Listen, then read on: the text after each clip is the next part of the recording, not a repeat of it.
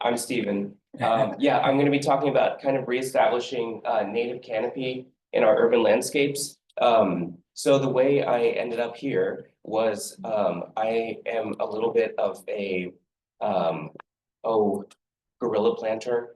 So I kind of go out and I see a problem, just kind of try to fix it. And I kind of got some notoriety in my little neighborhood in Montrose. And a friend of y'all's, Russ Kane, who's a member here, he was like, do you want to come and talk about specifically the project that I've been doing in the Montrose super neighborhood? So I'm like, okay.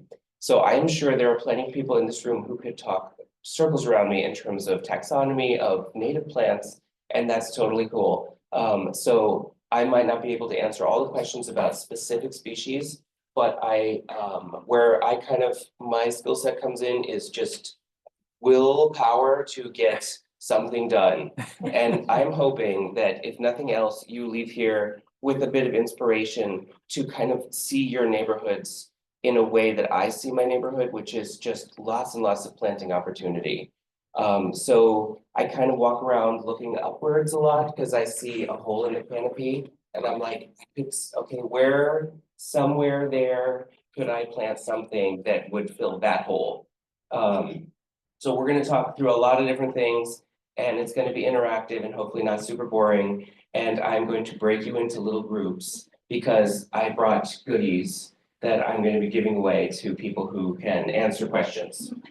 Okay, so let's see if I can get this done. All right. There we go. So that's me. I go down, I like to plant everywhere. This is me in Costa Rica, planting trees in a deforested area. And if you've never done it, it's really good for the soul. So just fly down to wherever you can and pick a spot to start planting. Okay, so we're going to talk about the problem, which is that we've kind of been losing our canopies. Or it's collective singular, so our canopy. So we're going to talk about that problem. I want to talk about the benefits of urban trees specifically. We could go into to the prevention of deforestation, try to preserve what we already have. But since I kind of refer to it as like the center of the tumor here in Houston, like we've already lost a lot, but we can kind of try to reintroduce some things that we've lost. I'll talk about some native species specifically for like street tree projects that I've found are really, really useful, and the reasons why. Then I will talk about the specific project that I have been working on, or one of them, which is that Montrose project. Locations consideration, if you guys are going to go out and be planting, what are some things you should think about? Then some specific species that you might consider. Then some tips for planting. I had grandiose ideas that we were going to have hands-on planting, but I parked like 3 miles away that way. So some things are still in my car. So I apologize for that. And then, yeah, hands-on practices pretty much, we're going to look at some. All right, and then Q&A. Are there any questions so far? We can hear me, we're good? Yeah. Okay, good. Then I want everybody to stand up. I'm going to break you into teams. So this is what we're going to do. Along this wall, from that corner right over there, all the way over to this little podium thing, I am going to give you guys exactly 2 minutes to order yourselves alphabetically by first name. All right, alphabetically by first name, you've got 2 minutes. Okay, A, Z. Z's over by me. Ready? 2 minutes on the clock, on your mark, get set, go. What's my name? It's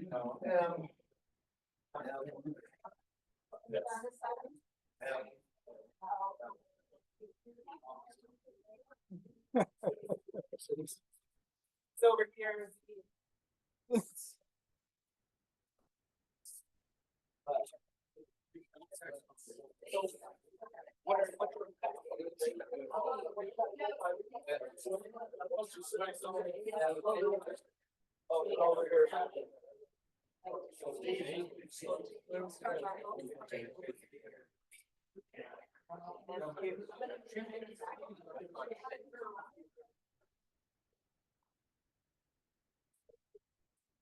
Y'all have just over 1 minute.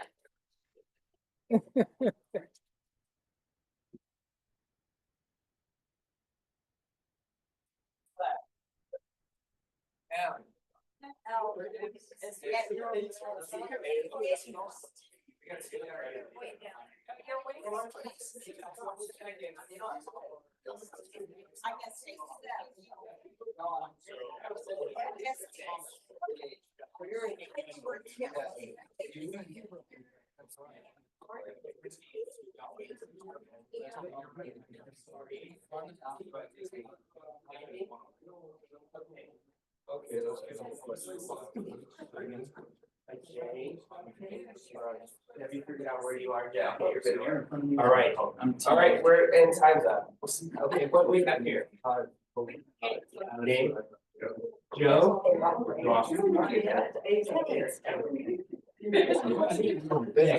Lucy. Lucy. What was your name? Okay, got it. I heard Becky. I was like, wait a minute. Sharon. Susie. Thomas. Tony. Excellent job. Okay, Libra. All right. Guys, Your name's not Libra. for each group, you're gonna need one pencil, only one pencil, and you will need a scribe.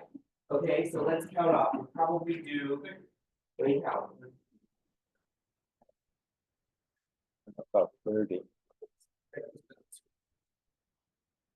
25. So 1, 2, 3, 4, 5. Your name. 1, 2, 3, 4, 5. Oh, you're me. You're in this group, right? Okay, B. Okay. 1, 2, 3, 4, 5. You guys are C. Okay, 1, 2, 3, 4, 5. You guys are D. Let's get your names and just go here. You guys are my last time. All right, go ahead and quickly find your seats together in that group. We only need one. Thank you. Where we want to go. On the back row. Okay. Quickly, guys, I only have 40 minutes to do this. More or less. Okay, everybody sit back down in your group. Okay. For now.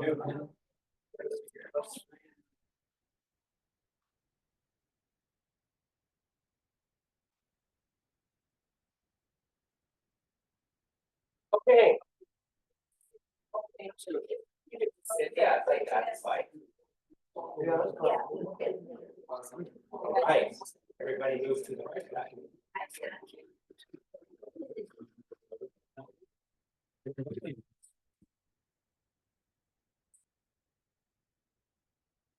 All right, first question. Thank you guys for participating. We're going to talk about the problem, which is that we're losing our canopy. So your first question, you're going to have 30 seconds to come up with a group answer. I want to know between 2011 and 2021, what percentage of canopy did Harris County lose? 30 seconds, go.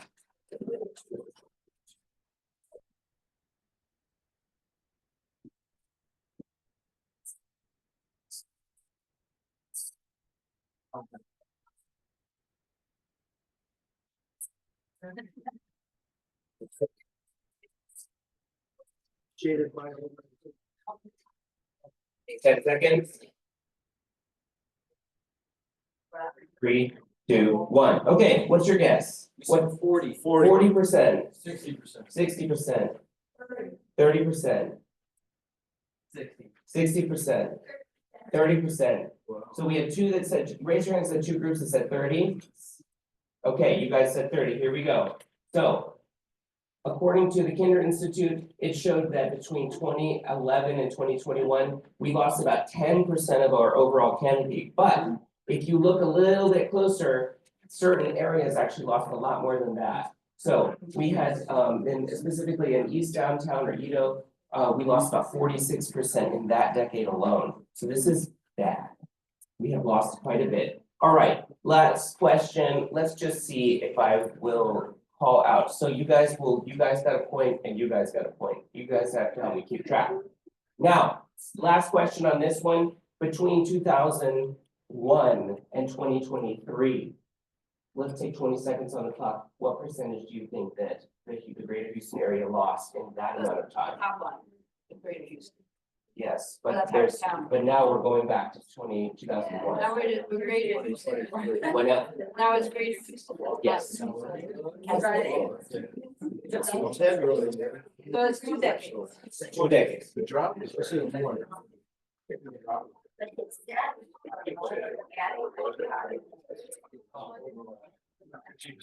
Fifteen percent. Yeah, you got 15, what you guys think? 25? Pretty good guess. What y'all think? You don't know yet? What about you guys? 30%? You guys are with that group? Okay, what about you guys? What'd you think? 20%. Okay, 20%? Okay, we've got a winner team back over here. It is actually 29% decrease in tree coverage since 2000. So that is our winning team. You guys get to choose a sapling at the end. You can either get a longleaf pine or an American sycamore. All right, congratulations to that team there. All right, so I like to look at maps because it really helps you kind of visualize the problem. So I want to show you, this is just very readily available Google Earth data. If you go to their archive or their time lapse, you can go back in time and see how things have changed over a period of time. So this is looking back from 1984 until 2020. So I want you to just pay attention here and notice all of that canopy that is lost.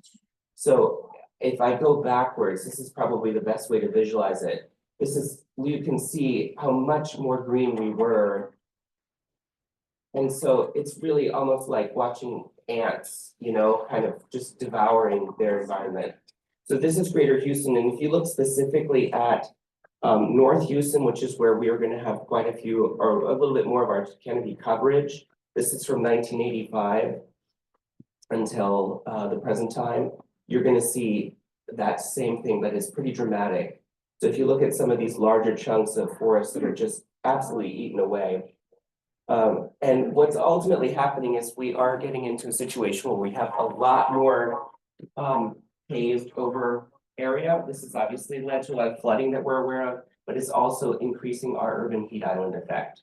So this is, if you thought like I did, that deforestation was something happening in the Amazon or somewhere else, it's not, it's happening right here. So this is where it's really critical for us to kind of step up and see if we can't kind of make a difference. Okay, so there's that. Now, next question, what are some benefits of urban trees? This is where we need you to be a scribe.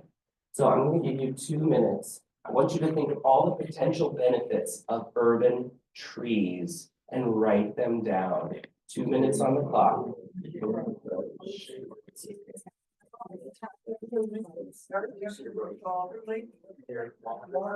Habitat.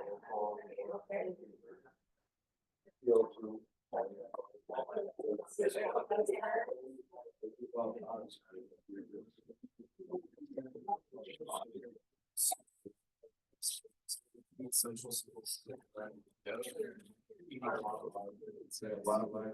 Birds.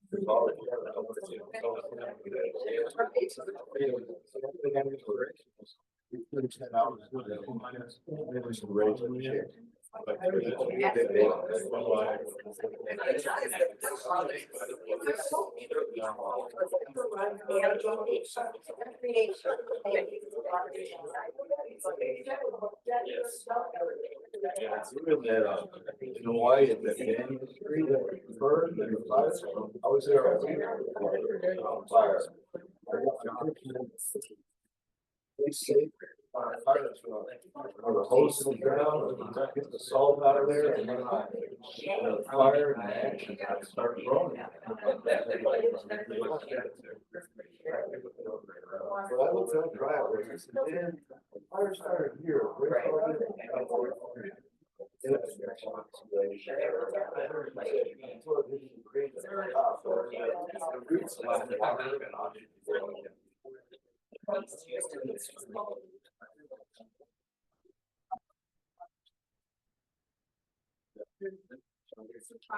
Right.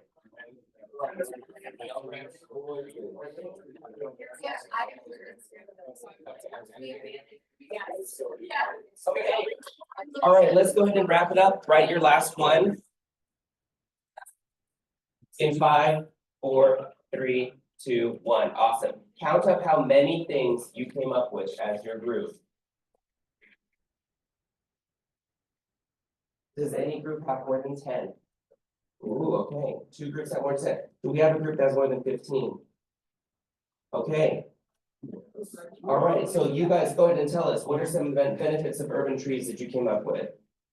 Cooling, carbon Demonstration? controlling air pollution, the CO2 exchange, habitat, birds, wildlife, caterpillars, beauty, social space, recreation, hiking, parks, camping, shade, erosion control, soil health, water table. Do you want to just do the presentation? Because y'all are. Wow, congratulations.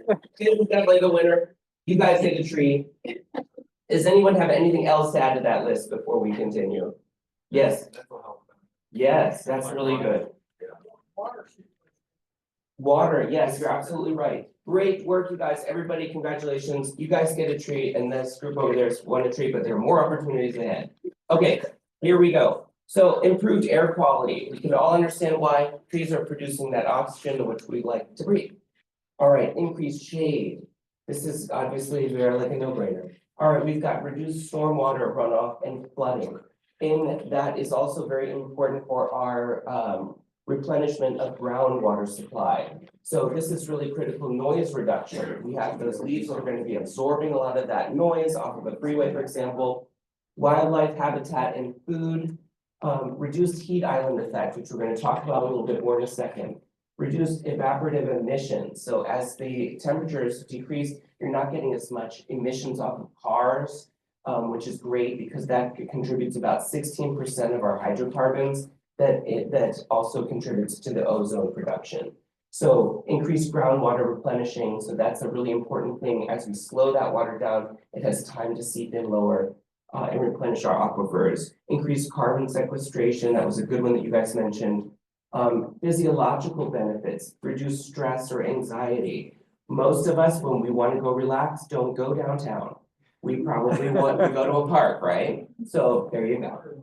Increased job satisfaction and productivity. They actually did some longitudinal studies and showed that people who work at campuses that have more trees are more productive and satisfied with their jobs. Who would have thought? Improved patient recovery. They did also studies that showed that hospitals that have more trees that are planted on their campuses, they have better outcomes for patient recovery. Enhanced quality of life, reduced crime. They showed a study of apartment buildings where they planted more trees in certain ones than others and showed a reduction of certain crimes on those campuses. Calming effect on traffic, increased property values. We do know that our more affluent neighborhoods tend to have more canopy coverage. So if we increase that canopy coverage, it is shown that it's between 5 and 20% increase in property values. The wind damage is clear. If you are breaking that wind before it hits your roof, this is going to be saving your property. And then reduced energy consumption for air conditioning, things like that, if we have more shade. So these are just some of the benefits that our urban trees provide. I think we're probably all on the same page that we are in the camp of wanting trees, right? Yes. The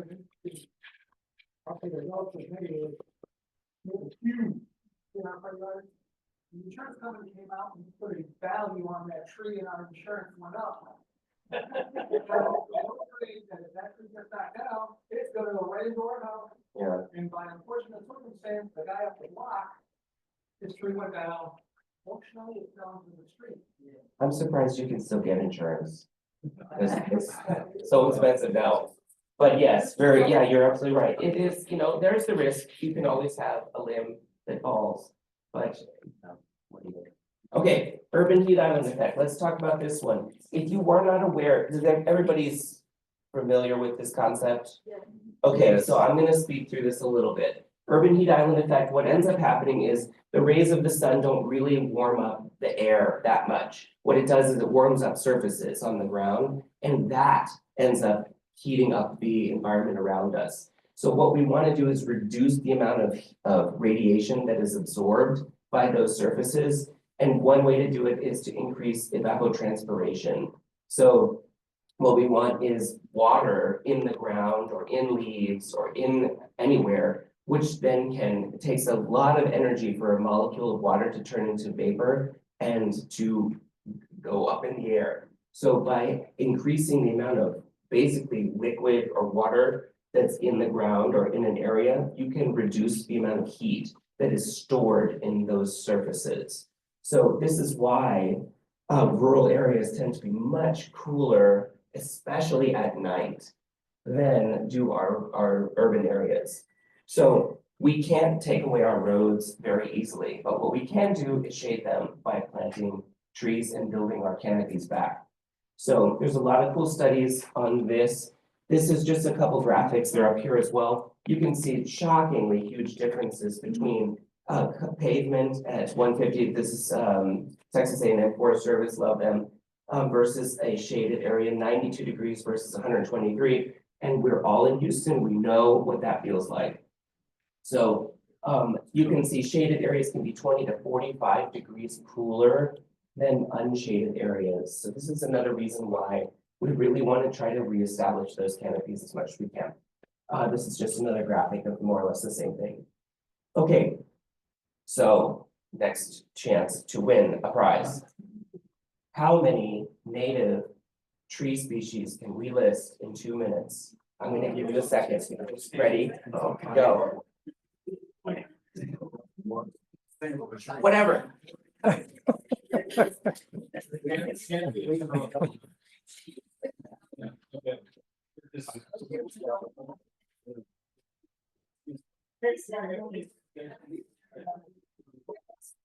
let you in time.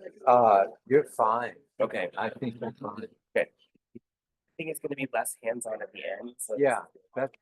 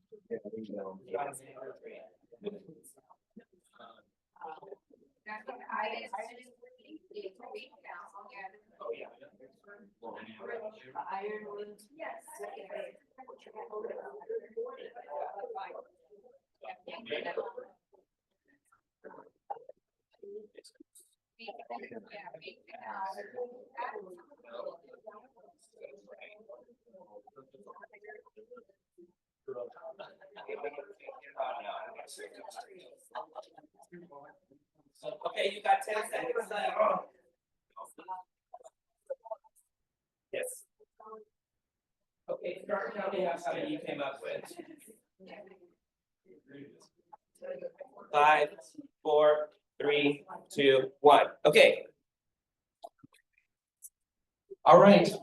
Which group came up with more than 10 species? Ooh, nice. Okay, we got our high flyers over here.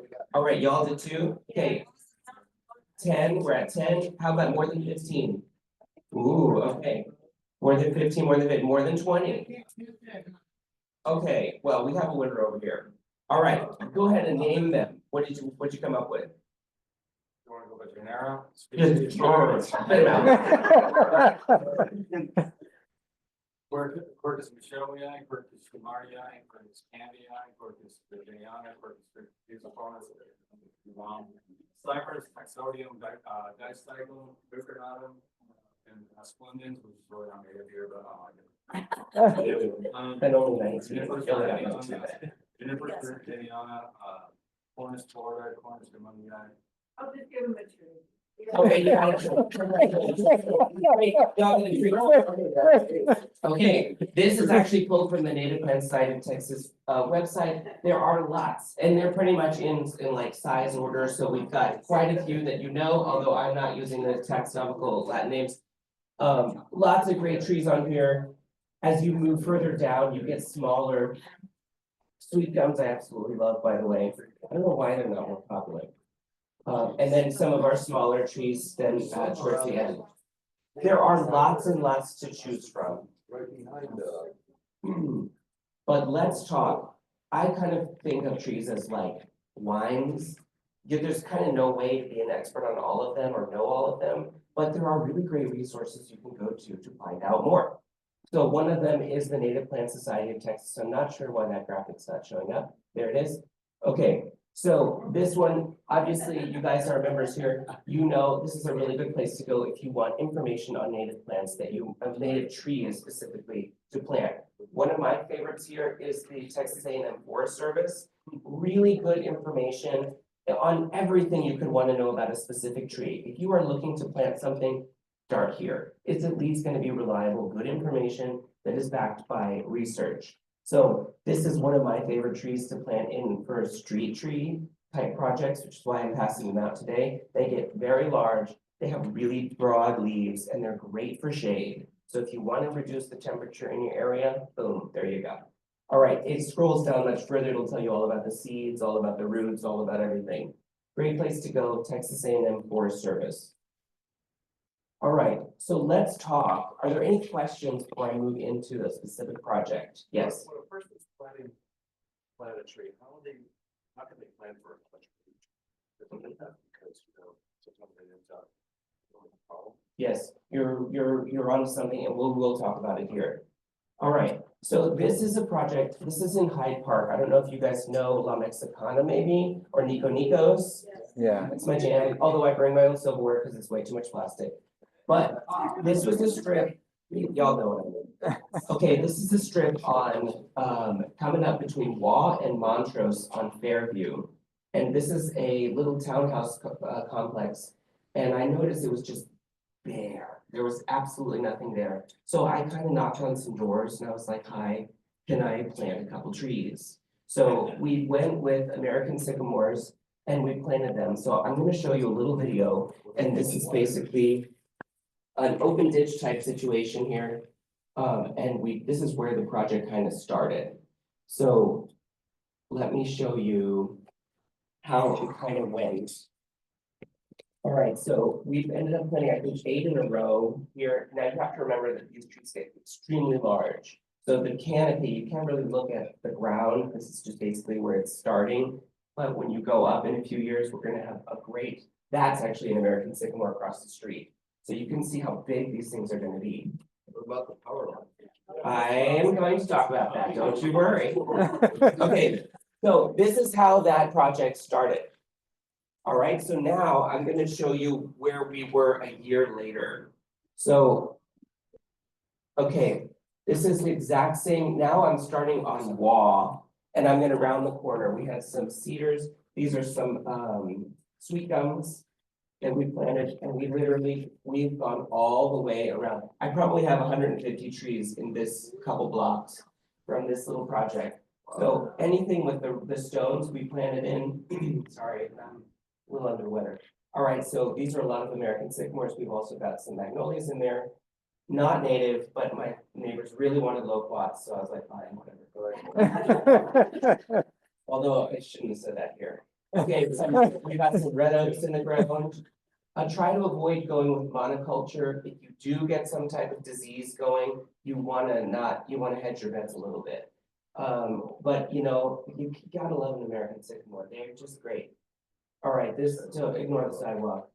Okay, so this is where I showed you. This is where we started in the last video.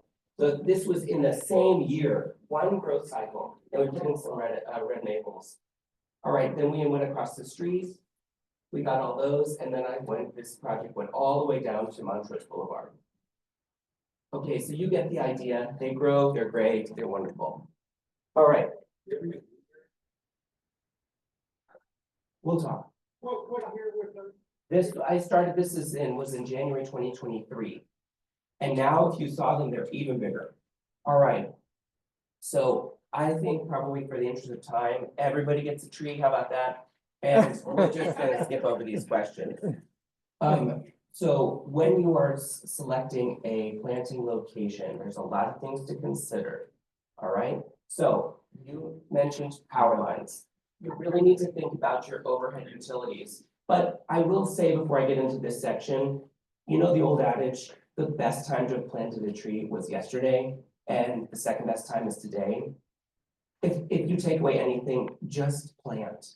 If you do it wrong, you can plant another one somewhere else and do it better. Okay, just plant, just plant. Now, okay, this tree's not dead. It looks crazy from the side, but if you're under it, you still have canopy. And Centerpoint's gonna do that, but whatever, I didn't say.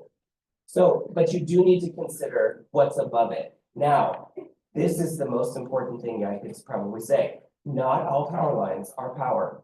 So let's discuss what's actually on that pole. If you look at the very top, those are power lines. They are way up high, okay? So as you trickle down, you see this. What is that? Wow. Does anybody ever come and cut because of that? In fact, if you look back at my project, what's above my trees? Do you know how much, you know what, I got from the neighbors for having planted those trees there? A lot. But I'm like, y'all look, all these trees up and down the street, they have not been cut in decades because it doesn't matter. That's just cable and phone. So look up and know. In fact, you can find these graphics. They're pretty easy to find. But don't be discouraged because you see a power line. Usually the power is only on one side of the street or the other. They're not usually on both. So take a closer look and see what's actually above it. And don't let that discourage you. If you're really concerned about it, take a species that's shorter. It's not that hard. You know, you can go with a laurel or something. Okay, so, and in fact, this is why I put this graphic in there. You can see this huge canopy that's growing right up into that cable, and it has for decades. So that's one thing to keep in mind. All right, consider your underground utilities as well. So there are some good things to keep in mind here. All right, so the most important thing is you do not want to hit a gas line. So call 811 or visit texas811.org, and they will within 48 hours come out and mark your gas lines. This is probably the most critical thing. But you also need to kind of see what's under there in terms of water lines. So let's look at this. If you go to Houston Public Works, you can actually pull up these maps very easily. You can put in your address, and this is actually the address of a project I'm about to show you, where we did 5 not all oaks on the side here on an open ditch. And we consulted this map, we saw where that water line was, and we moved. Sometimes you only have to move 2 or 3 feet, but we moved enough to avoid them. And here we go. This is what I did last week. So we got 5 not all oaks on this corridor, which is great. And they kind of like wet roots, or at least they tolerate them, and hypoxic soils. So this is a really great place for them because there's a lot of standing water here from time to time. So it's kind of, the not all oak is kind of like the loblolly pine of the oak species. So that is something to consider what's underneath your ground. All right, we've all seen these little meters. The rule of thumb is about 6 feet. There are certain species of trees that have really aggressive roots, like willows are like that, or green ash are pretty bad for their really superficial roots that go very far. Those are species that I would look up specifically if I wanted to avoid something that's underground like that. But for the most part, one thing that's a good thing to do, this is an American sycamore across the street, which is the same species we planted here. Go look at a mature one and see what the roots look like around it. Did it dig up your sidewalk? Do there seem to be issues with it? And it'll kind of give you a good, at least a good estimate of what it's going to look like in 20, 30 years.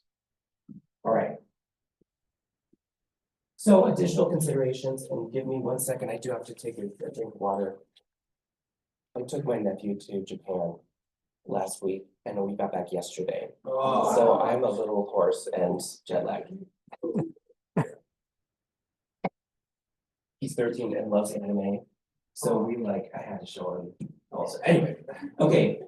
So your water and soil conditions. This is a weird townhouse complex where the soil here is very hypoxic. It's very wet and flooded most of the time. We tried a couple different species here that did not work. And we ended up going with a bald cypress because they kind of can handle very wet soils. There are a couple other ones that would have worked, but this one is doing great. So take a look before you plant. How does the soil look? How is the conditions throughout the year? Do you have a lot of standing water from time to time? And that will give you a good idea of what you might want to pick.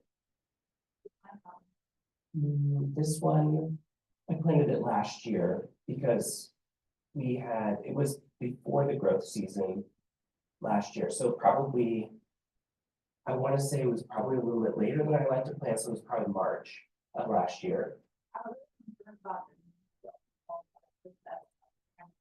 Up the driveway for neighbors because they won't stop watering.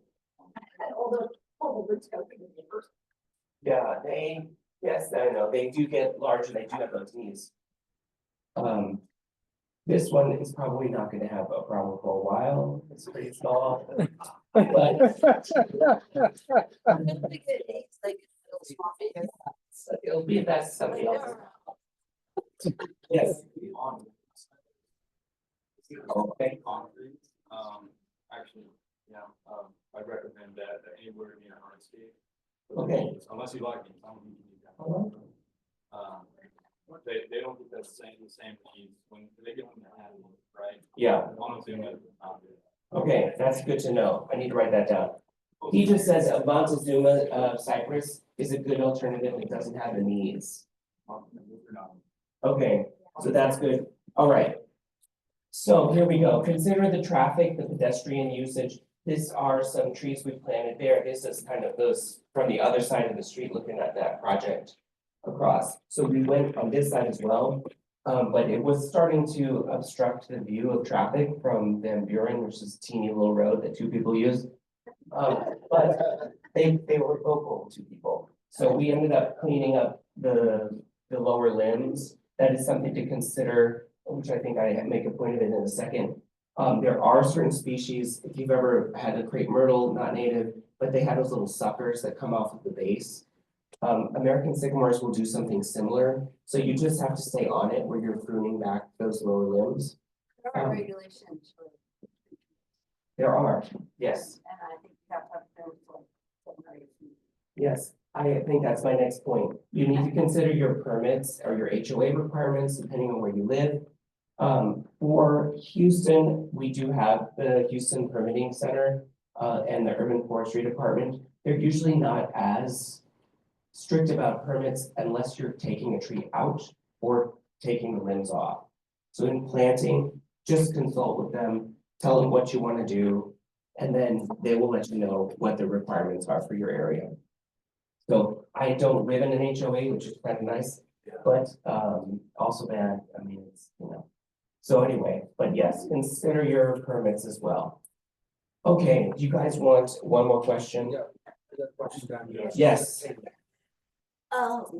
So you said you knocked on the neighbor's doors. Do you ask neighbors to water the tree? That's a good question. We will talk about it. Sometimes I need help. When you have hundreds of trees around, you kind of can't do it all. But those expandable hoses are really helpful. You can go like 400 feet. So, but yes, sometimes I do. Okay, I'm gonna rest my voice for 30 seconds. I want you to think about and come up with some answers to what should you consider when selecting a tree species?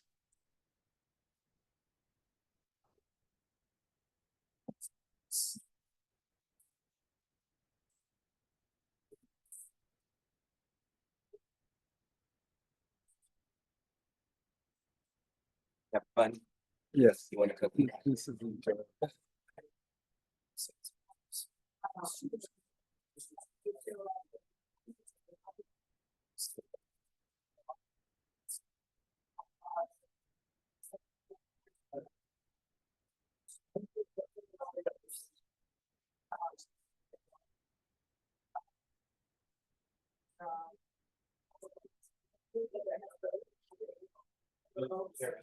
Which one is more shade or protection?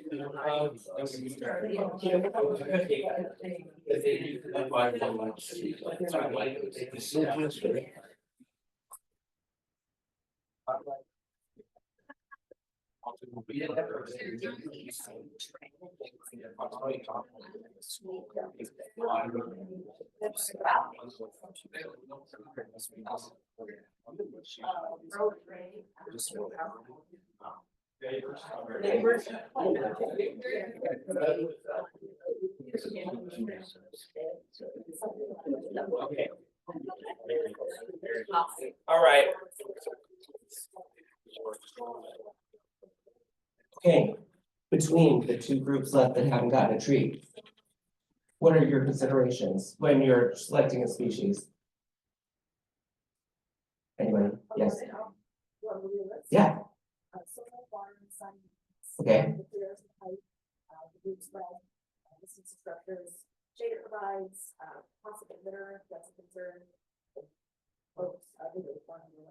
Fall color, this is not the doctor supported, sleeping habits. I love it. Congratulations, you guys won a tree.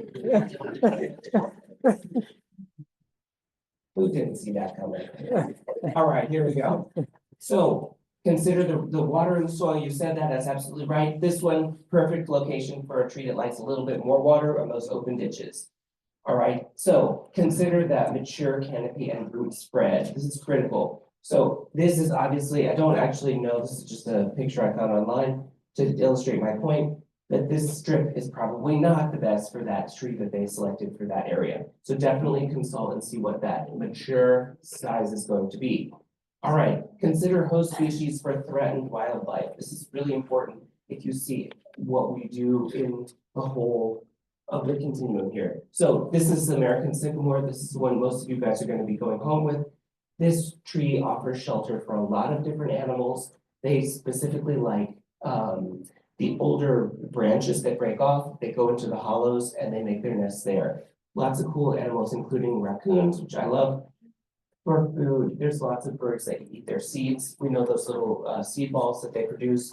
And also for host plant, these are just some of the insects that use the sycamore as a host species.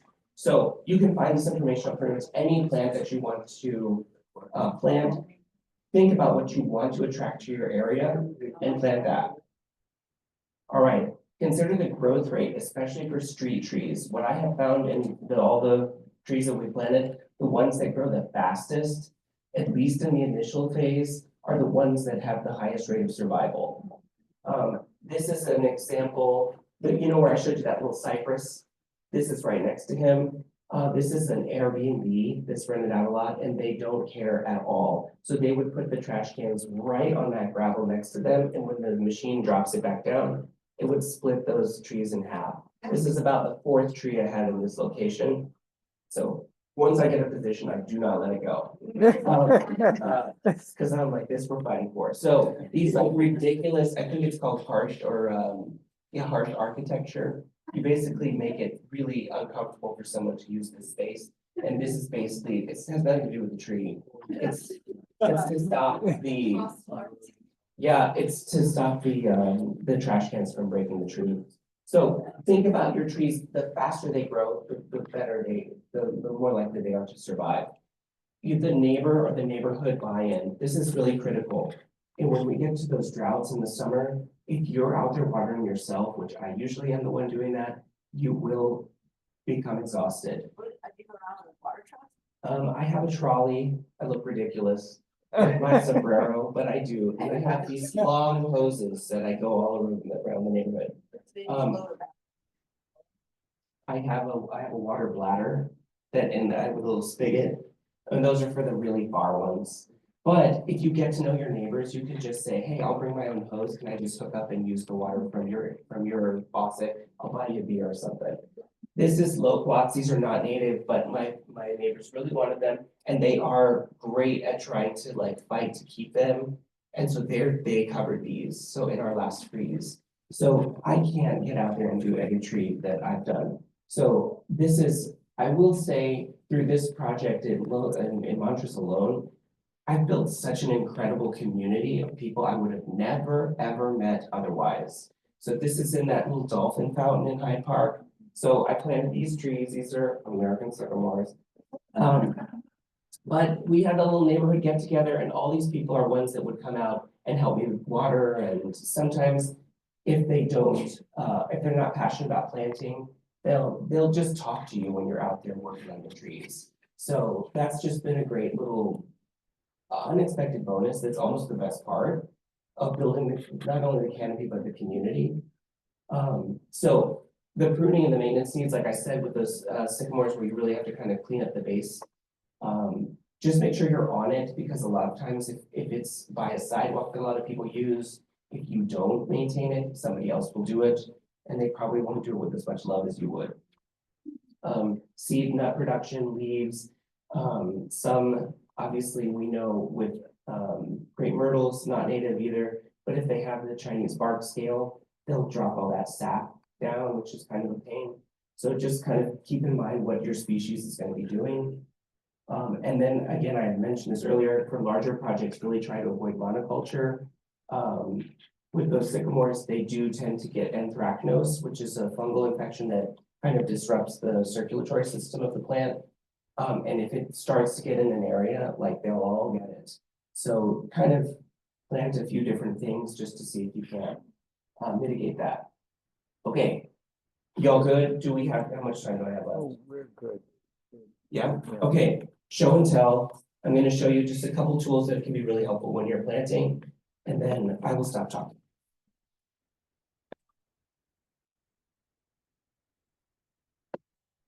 Not here. Okay, so for roots, the most important thing about your tree is you really want the roots to get established. For them to do that, it needs to not be so hot.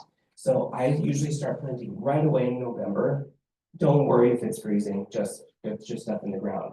Usually by the end of February, I kind of start to taper off. I will go into March, and on occasion, I have planted in summer, but you have to treat that tree like a potted plant. You need to water it constantly. And I've made them survive, but it is an unbelievable amount of work. So plant whenever you want, but the easiest thing to do is November, February. All right, so this is for deep watering. This is critical. Here are these wonderful, has anyone seen these before? Okay, they're great. Amazon, love it. It's like a jacket. Y'all seen this beforehand. So you wrap it around the tree and you zip it up like a jacket. And it's my favorite color, so there's that. And then basically at the top, can't do it.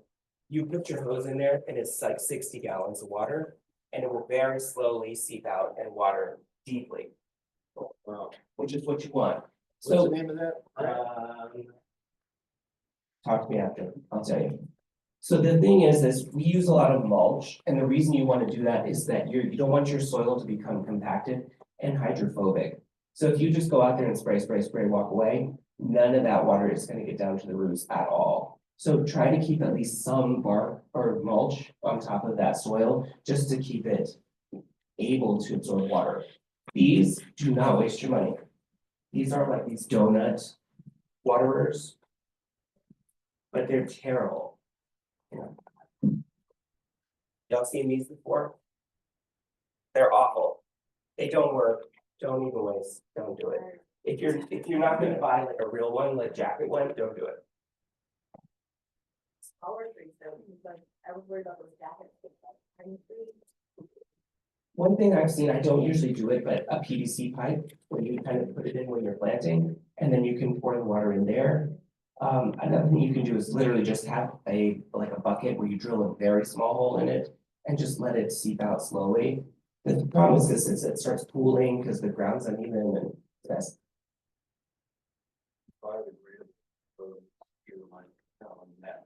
Okay. Yeah. I'd actually like to know more about that in a second. This is just an idea where we have somebody that, well, my neighbors really help me water those. This is a couple streets over. So when you're planting, you need to be aware of something called girdling roots. So especially for container trees, if you get them off a nursery, they're going to come in something like this, And depending on how long it's sat on that lot, the roots will go out and they start spinning.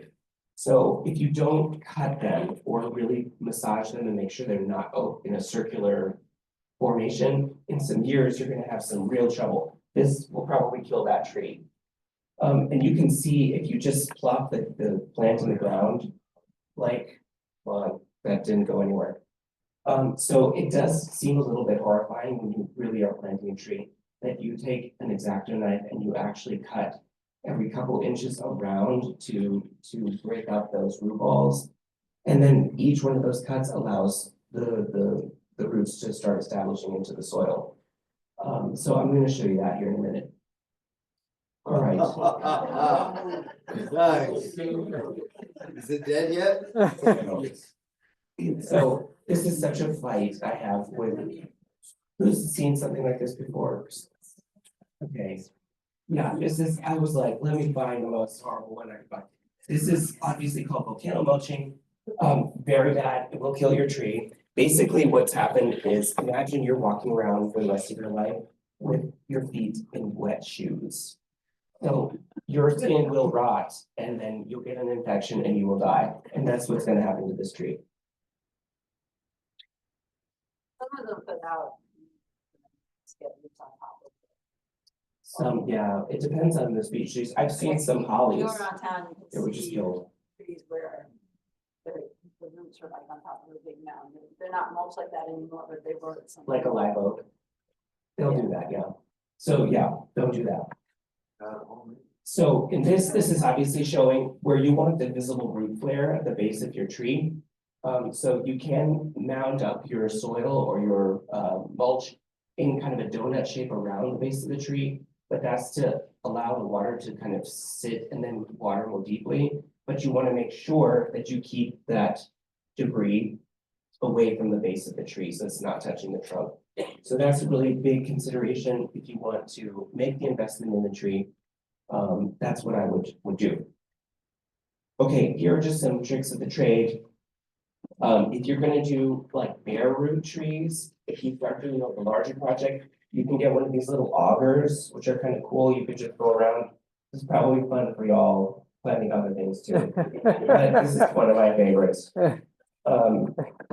Or if you're like me, I just usually use this one. I'm planting smaller things. You probably know these.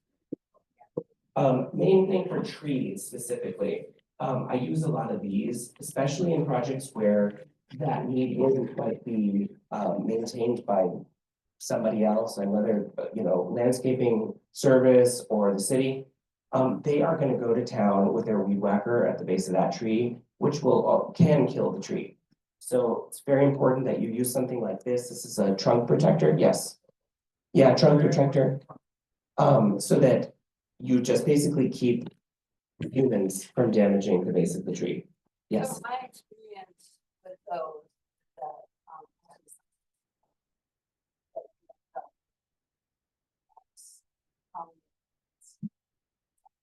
You do. Yeah, you're going to have that, but at least the tree's alive, so I tend not to really mind about that. But anyway, this is a good thing to just buy. You can get them on Amazon. Another thing is that, let's talk about staking. Depending, if you do want to go and save a little bit of money, you can get these bare root trees. Then you definitely need to stake. And there are just a couple considerations. I'm sure you guys know about this stuff already. This is this Velcro that's like felt on one side. You can use this if you have a central stake that you're using to kind of keep your tree upright. Just make sure that you are checking on that tree, because as it grows, this does not expand. So you will have to reset it, or it will start to grow around the tree or around the strap, and it'll damage your tree. What I tend to like to use is garden hose. This is like, you buy like a 50-foot hose and you get a zillion of these things out of it, which is the best thing to do. So what I typically do is I make 2 little cuts so that it's folded, it folds over very easily. And I have, especially nylon string is the best thing to use. So when you hammer your stakes like this, then you basically can keep it, upright.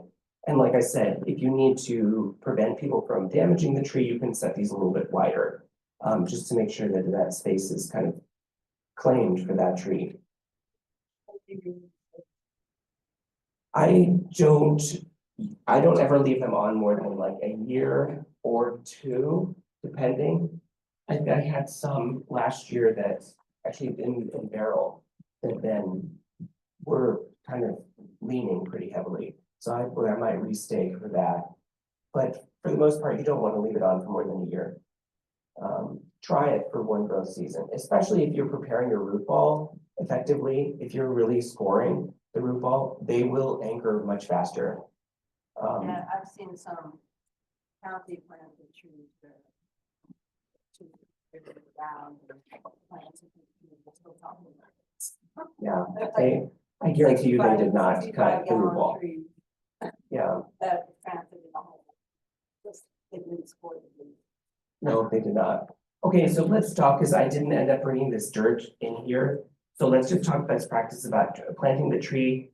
When you have a root ball like this, you want the hole to be at least twice as big as that space. And the reason for that is that if you have really compacted soil, the roots are gonna have a hard time breaking into it.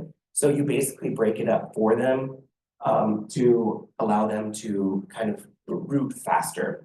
So that's the one thing that I would say. I like to use microlite. When I plant, I put this in. If you have some compost, you can mix in or kind of amend the soil a little bit when you're planting. I tend to put this lower in the hole because it smells really good to animals. I don't know why. My dog has eaten quite a bit of this and throws up black, and it's gross. But it's not bad. It's just gross. Anyway, so put this deep in the hole, and then when you then use don't use this towards the top, or the raccoons will come and try to eat it out of there. But Microlife 624 is pretty good. It's just for all purpose. You guys probably know it already. And I think that's pretty much it. Do we have any questions? Yes.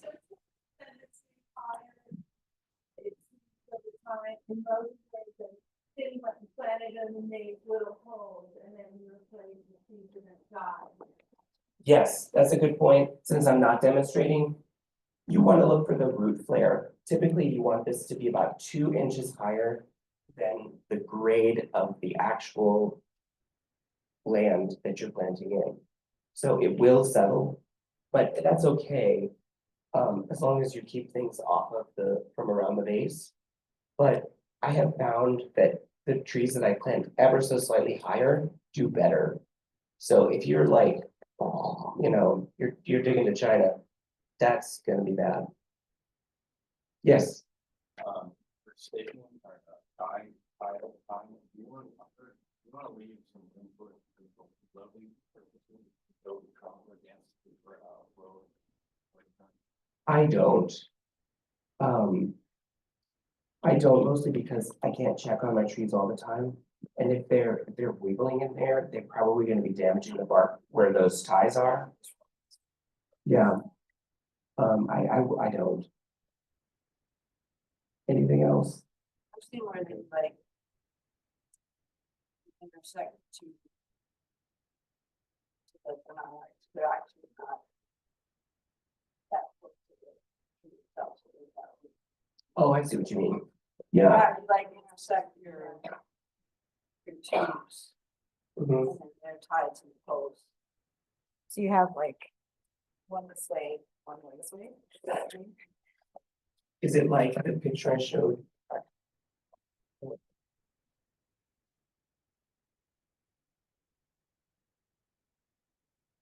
You know, I think you can see it on this one too, there. Like that.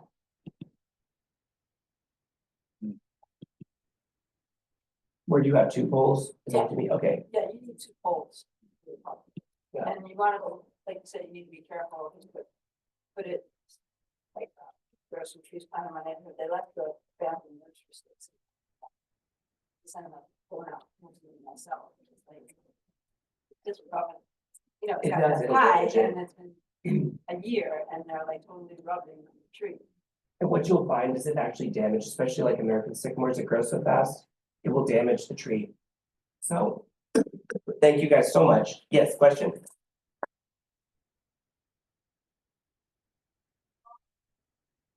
Volunteers, yes.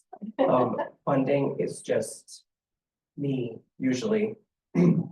Every once in a while, a neighbor will like kick in to like do a project like by them, excuse me. But it's usually me. Haven't everybody contact, like that many, like, these people or anything. No, sometimes I get trees from them, but only like their giveaways. But I did want to give you guys this. I prepared these for you. Excuse me, got some in my throat. This is just a little overview of what we talked about today, the benefits of urban trees, some species to consider, and planting tips. It's got a magnet on the back to put it on your fridge. And if you're like me and you have the only fridge in the world that is not magnetic, there are 10 over here that are not magnetic.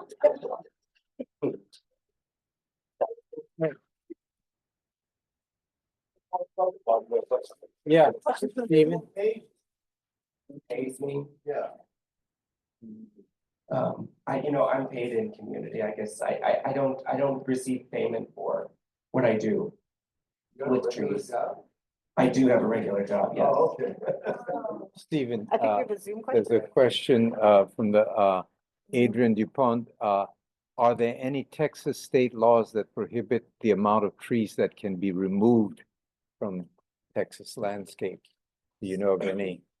That's gonna be a lot of jurisdictions. Yeah, I would check where he is specifically. yeah, I know that there's a tree ordinance in Houston.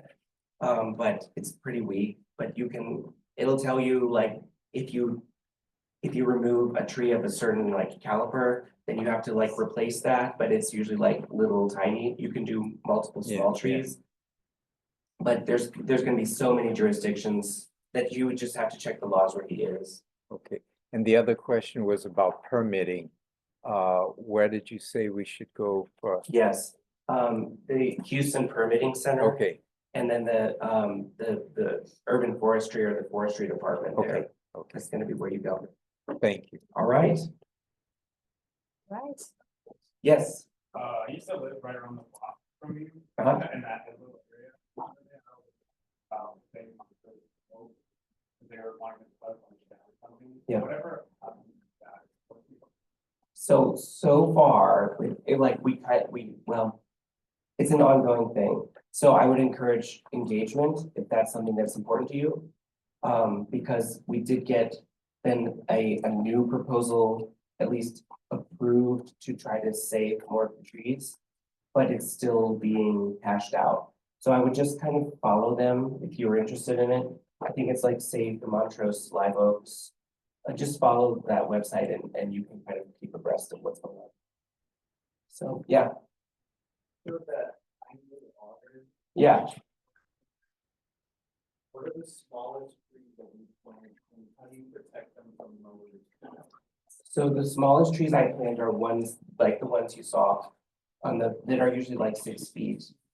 If you are in, like, these are very small that I'm giving out, but they grow super fast. So probably in a year, it'll already be 6 feet. But something like this, I would not plant on a street, at least this year. These were bare root, so you could leave this for a while, this growing season, and then try planting it next year. And then I would make sure if you did plant it on the street, even like next season, where's my little clicker? Okay. Do this all the time. If you're gonna plant it out, make sure that you have a relatively big ring that's keeping the grass off of it, and that'd be the way to protect it. What you could also do, which I've done with some of these projects, is I've done like a small fence that's like 1.5 feet, and then planted like native wildflower seeds. And you can actually have like a little bed, and it gives the tree time to kind of get established because you've planted the roots deeper. So that can be something that you do, but you have to have it obviously in something that you're managing. Because if you have a landscaper, they won't know what that is. So. Yes, okay, thank you guys so much for having me. Thank you. I appreciate it.